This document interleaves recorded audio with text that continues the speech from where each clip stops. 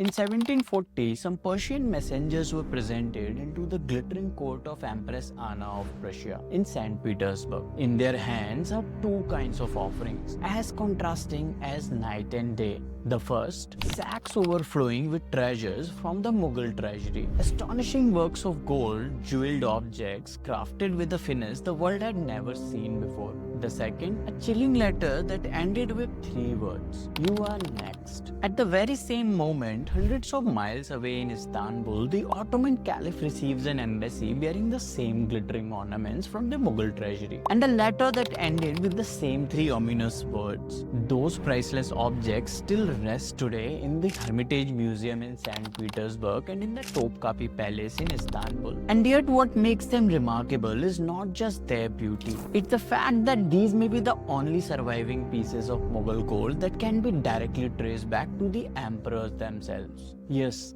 you heard that right. The grandest empire of Hindustan, with treasuries once overflowing with unimaginable wealth, now has almost no such relics left within its own land. Instead, the finest Mughal craftsmanship in gold and diamond lies locked away in Russia and Turkey. But why? Why is India, once the richest empire in the world, today left with so little of its own gold and silver treasures? And perhaps the bigger mystery is, how did these masterpieces travel so far to the museums of Istanbul and St. Petersburg? The answer lies in the ambition of one man, a conqueror who many believe would have been a greater conqueror than Genghis Khan or Timur had he lived for a decade or more, Nadir Shah.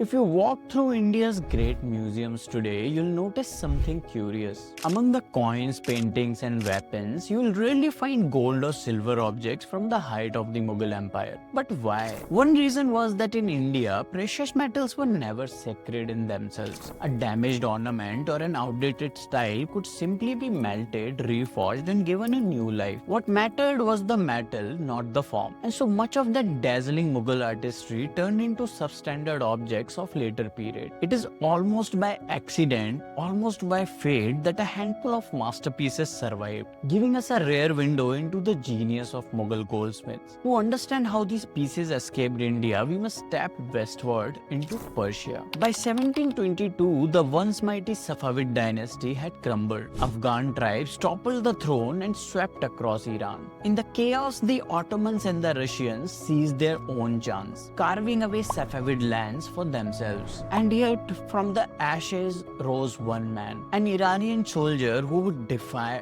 all odds, Nadir Shah. In just a few years, he drove back the Ottomans, the Russians, and the Afghans, restoring Persia's border with sheer force of will. But Afghans would not vanish from his path. In 1738, Nadir stormed Kandahar, only to see Afghan rebels flee across the frontier into Mughal India. And that was the excuse he needed. In 1739, Nadir Shah marched on Delhi. The Mughal Emperor Muhammad Shah rode out to stop him. At Karnal, their armies clashed. Within 3 hours, it was over. The Emperor of Hindustan was now Nadir's prisoner, and he was bound for Delhi.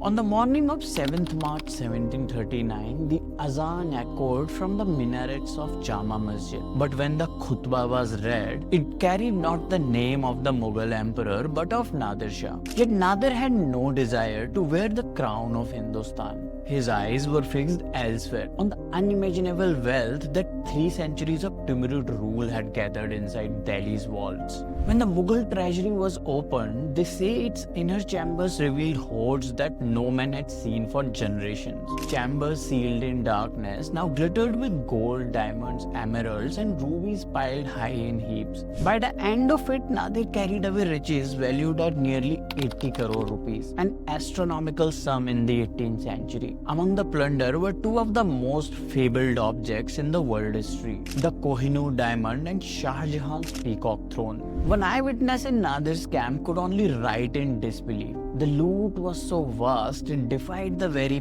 pens of the list makers and the calculation of the accountants. On his march back to Persia, Nadir paused at a small town called Hassanabad, near today's Islamabad. It was here that he loaded elephants with some of the choicest treasures from Delhi, destined not for Persia but as gifts for two other thrones of the world, the Sultan in Istanbul and the Tsar in St. Petersburg. Nadir's own secretary recorded the purpose clearly. These embassies were to announce the return of a world-conquering army and to warn both powers to prepare for war. Let's talk about some of the select treasures that are found in Topkapi Museum and St. Hermitage in St. Petersburg today. In Istanbul's Topkapi Palace stands a golden throne, glowing with red and green enamel. This throne looks suspiciously similar to this painting of Muhammad Shah done before the loot of Delhi, making its connection to the Mughal Emperor clear. In the Hermitage Museum of St. Petersburg gleams a gold rosewater sprinkler, a masterpiece of Mughal craftsmanship. And on the website of these museums, you will find many more objects, delicate, intricate and dazzling, each a fragment of the plunder of Delhi. But it is crucial to remember this was only a fraction. Shah Jahan's legendary peacock throne was broken apart, its jewels scattered, many of them refitted in Persian crown found in Iran today. Nadir Shah himself was cut down by his own men within a few years of the invasion. The Kohinoor diamond slipped into Afghan hands and then passed into the treasury of Maharaja Ranjit Singh of Punjab and eventually found its way into the crown of the British monarch. Thus the greatest treasures of the Mughal world were shattered, dispersed and carried far from the land where they were once forged.